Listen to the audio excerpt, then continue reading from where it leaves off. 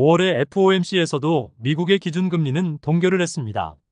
최근 몇 달 동안에 좋지 않게 나온 인플레 지표와 고용 상황 때문에 채권 금리가 많이 오르면서 미국의 2년 국채금리가 다시 5%를 찍으면서 시장은 굉장히 불안해하며 흡사 작년 10월 달의 채권 파동을 연상케 했는데요.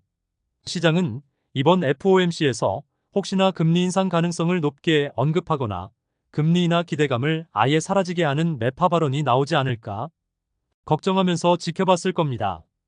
다행스럽게도 그런 매파 발언은 거의 없었으며 오히려 채권 시장에겐 호재인 QT 테이퍼링이 나오면서 금리가 내려갔는데요. 물론 최근 이틀 동안 새롭게 나온 경제 둔화 지표들로 인해 채권 금리가 내려간 측면이 더 크지만 오늘은 양적 긴축의 속도 조절이라고 불리는 QT 테이퍼링이 뭔지에 대한 간단한 설명과 미국이 금리를 내리고 싶어하는 진짜 이유를 말하려고 합니다. 원래 테이퍼링이란 말은 경제가 안 좋은 시절에 취하는 양적 완화 정책, QE를 축소하면서 점차 인플레이션에 대비하는 출구 전략으로 쓰던 용어입니다. 경제가 활발하게 돌아가지 않는 침체 상황이 나오면 중앙은행은 기준금리를 내리면서 재무부가 발행한 국채를 중앙은행이 대신 매입해주는 양적 완화를 하기도 하는데요. 그렇게 중앙은행이 재무부의 채권을 매입해주면 밸런스 시트라고 하는 연준 대차대조표가 증가하면서 통화량이 늘어나게 됩니다. 이렇게 통화량이 늘어나면 침체되던 경제가 다시 활성화되고 그게 너무 과하다면 다시 인플레이션이 발생할 염려가 있기 때문에 특정 기간 동안 양적 완화를 하게 되면 연준은 슬슬 매달 사들이던 국채 구입 규모를 줄이는 테이퍼링을 진행합니다. 그러니까 경제가 여전히 어려운 건 맞지만 이제 인플레도 대비해야 되기 때문에 점점 국채 매입 규모를 줄이면서 통화량과 유동성을 늘리는 양을 줄이겠다는 것이죠. 그래서 한참 양적 완화를 하다가 테이퍼링이 시작되면 시장은 유동성 파티를 즐기다가 점점 중앙은행의 긴축인 금리 인상을 대비하게 됩니다. 아직 금리 인상을 하지도 않았는데도 미래의 인상 가능성을 염두에 두고 먼저 10년물인 장기채권 금리부터 오르는 현상이 발생하는데요. 그래서 2021년 미국이 금리 인상을 하지도 않은 시점부터 이미 미래의 금리 인상을 반영한 10년물이 크게 올라 이슈가 된 적이 있었습니다.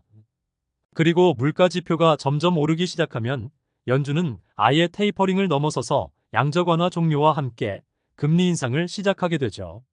올라버린 물가를 다시 잡기 위해서는 그냥 기준금리 인상만으로는 부족합니다. 그래서 연준은 그동안 양적 완화로 늘렸던 유동성을 회수하기 위해 이번엔 그 반대인 양적 긴축을 하게 되는데요. 보유하고 있는 국채를 매각하면서 유동성을 줄여나간다고 생각할 수도 있지만 실제로 그렇게 하진 않고 보유하고 있는 국채에 대해서 만기가 돌아올 때마다 재투자하지 않는 형식으로 밸런스 시트를 줄이게 됩니다. 이번 금리 인상 사이클에서 연준은 매월 350억 달러의 MBS, 600억 달러의 국채에 대해서 만기가 돌아올 때마다 재투자하지 않고 있었습니다. 그런데 앞으로는 MBS의 보유 축소량은 계속 유지하면서도 국채에 대해서는 600억 달러 재투자하지 않겠다고 한 것에서 매월 만기가 돌아올 때마다 250억 달러 규모로 재투자하지 않겠다고 하는 양적 긴축의 속도 조절, QT 테이퍼링을 하겠다고 한 것입니다. 이것은 양적 완화를 줄여나가는 테이퍼링과 반대 의미로 비슷한 상황이라고 할 수 있습니다. 여전히 인플레가 높기 때문에 유동성 축소와 긴축 상황인 양적 긴축을 계속하긴 하겠지만 오랜 고금리 유지에 따른 앞으로의 경기 둔화를 대비해 유동성을 줄여나가는 양적 긴축, QT의 양을 줄인다는 경기 침체를 대비한 출구 전략으로 이해하면 되겠습니다.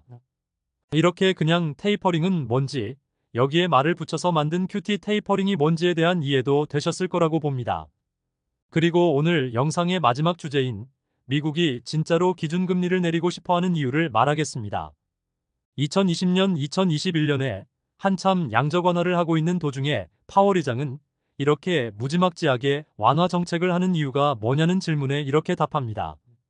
여전히 경제가 어렵기 때문에 어려운 서민들을 위해서 이렇게 완화적인 금융 정책을 계속 유지해 나갈 거라고 말입니다.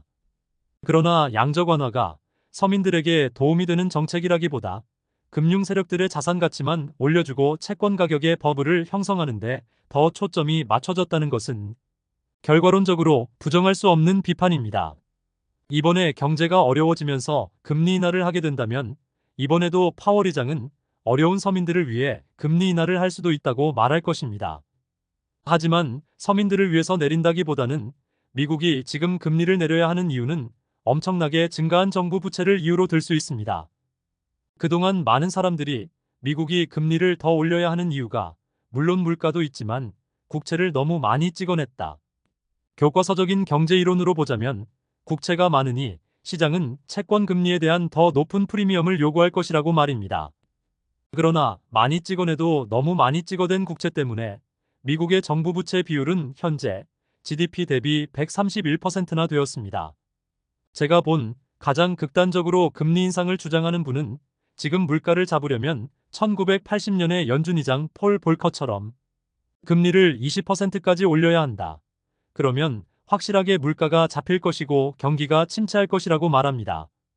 1980년에 미국 정부 부채 비율은 32% 수준에 불과했습니다.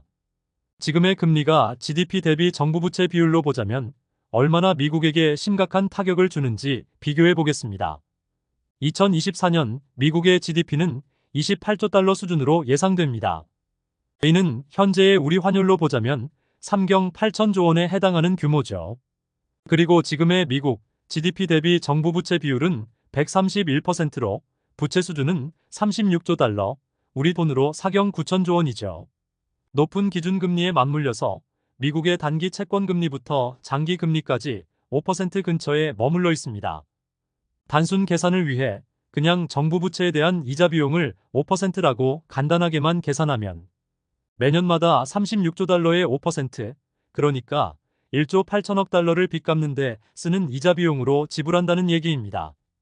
1조 8천억 달러라는 수치는 대한민국의 GDP와 비슷한 규모입니다.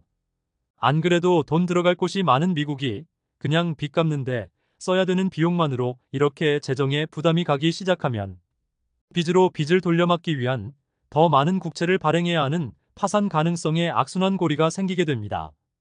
지금과 비슷한 금리이거나 약간 더 높은 수준의 기준금리가 2006년과 2000년에 있었습니다.